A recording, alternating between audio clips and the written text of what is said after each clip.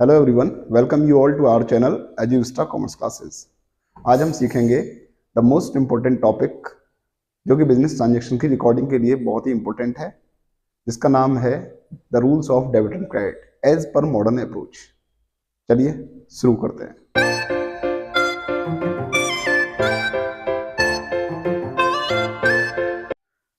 As we know, जितने भी business transactions होते हैं उन बिजनेस ट्रांजेक्शन से डिफरेंट अकाउंट्स अफेक्टेड होते हैं और उन्हीं अकाउंट्स को एज पर मॉडर्न अप्रोच 5 कैटेगरीज में क्लासिफाई कर लिया जाता है।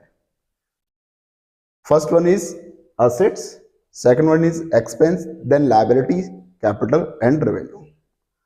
सो हमें अगर किसी अकाउंट्स को डेबिट और क्रेडिट करना है तो हमें चेक करना होगा कि वो किस कैटेगरी में आता है और देन उसके बाद उसमें चेंजेस देखने हैं। चेंजेस मीन्स या तो वो इंक्रीज हुए हैं या फिर डिक्रीज हुए हैं। देन उसके बाद इंक्रीज और डिक्रीज के बेसिस पर ही हमें डेबिट और क्रेडिट करना होता है। चलिए रूल समझते हैं।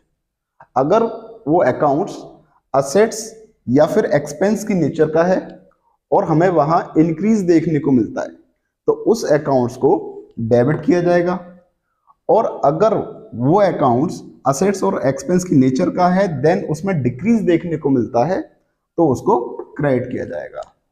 Similarly liability, capital and revenue के लिए रूल है कि अगर कोई अकाउंट्स लायबिलिटी, कैपिटल और रेवेन्यू की कैटेगरी में आता है तो वहां पर अगर हमें इंक्रीज देखने को मिलता है देन उसको क्रेडिट किया जाएगा, और अगर वहां हमें डिक्रीज देखने को मिलता है तो उसको डेबिट किया जाएगा। चलिए इन रूल्स को हम अप्लाई करते हैं कुछ बिजनेस ट्रांजैक्शंस का एग्जांपल लेकर के। देखते हैं, ये कुछ बिजनेस ट्रांजैक्शंस हैं जिनमें हम रूल्स को अप्लाई करेंगे। चलिए देखते हैं। पहला बिजनेस ट्रांजैक्शन है business started with cash. So firstly हमें आइडेंटिफाई करना है कि कौन से अकाउंट्स इस बिजनेस ट्रांजैक्शन से अफेक्टेड होंगे। सो फर्स्ट अकाउंट अफेक्टेड हुआ कैश अकाउंट और सेकंड अकाउंट अफेक्टेड होगा कैपिटल अकाउंट। देन इसके बाद ये अकाउंट्स किस कैटेगरी में आते हैं एज पर मॉडर्न अप्रोच, तो ये हमें देखना होगा। तो कैश अकाउंट असेट्स की नेचर का है, मींस वो असेट्स की कैटेगरी में आता है, और कैपिटल की कैटेगरी में आता है। देन अब हमें इन अकाउंट्स को डेबिट और क्रेडिट करना है जो कि रूल्स के अकॉर्डिंग होगा, बट रूल्स तो चेंजेस पर डिपेंड करते हैं। चेंजेस मतलब इंक्रीज और डिक्रीज। सो अगर बिजनेस स्टार्ट किया है विद कैश तो कैश ऑब्वियसली इंक्रीज होगा बिजनेस के अंदर। सो कैश इंक्रीज होगा एंड कैपिटल भी इंक्रीज होगी। दोनों ही चीजें हमें इंक्रीज देखने को मिल रही हैं। सो अब हम रूल्स को अप्लाई करके डेबिट और क्रेडिट डिसाइड कर लेंगे। कैश एक असेट्स है और वो असेट्स इंक्रीज हुई है तो असेट्स इंक्रीज होती है तो हम डेबिट करते हैं।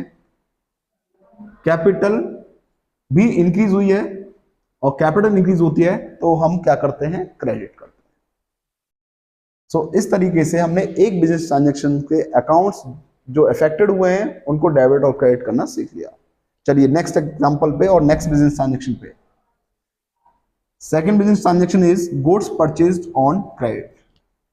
सो इस ट्रांजैक्शन से अफेक्ट होने वाले account purchase account and second जो अकाउंट अफेक्टेड होगा क्रेडिटर अकाउंट, क्रेडिटर्स अकाउंट।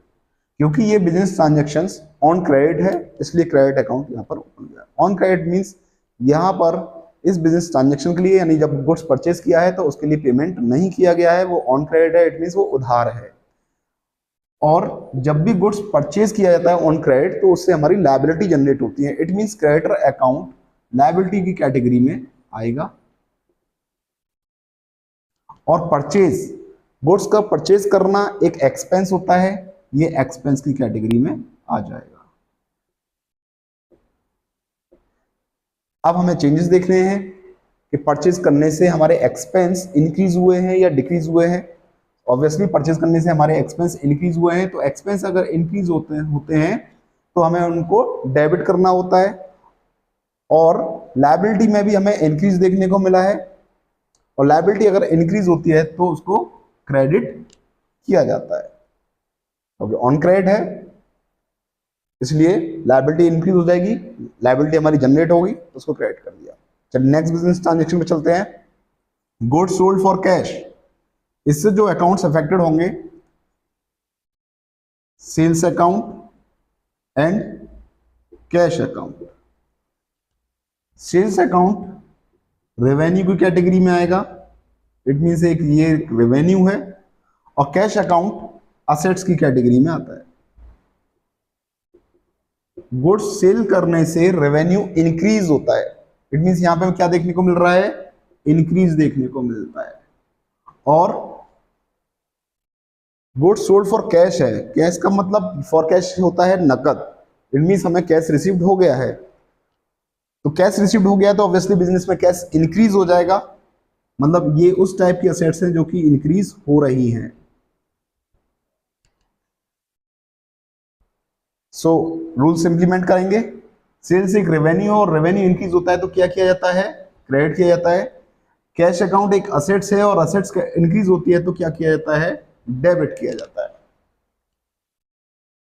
चलिए next transaction, machinery purchased. Machinery purchased यानी मशीनरी को परचेज किया है, तो इसमें जो अकाउंट्स अफेक्टेड होंगे, machinery account and second one is cash account. Machinery assets की कैटेगरी में आता है एंड कैश भी असेट्स की कैटेगरी में ही आता है।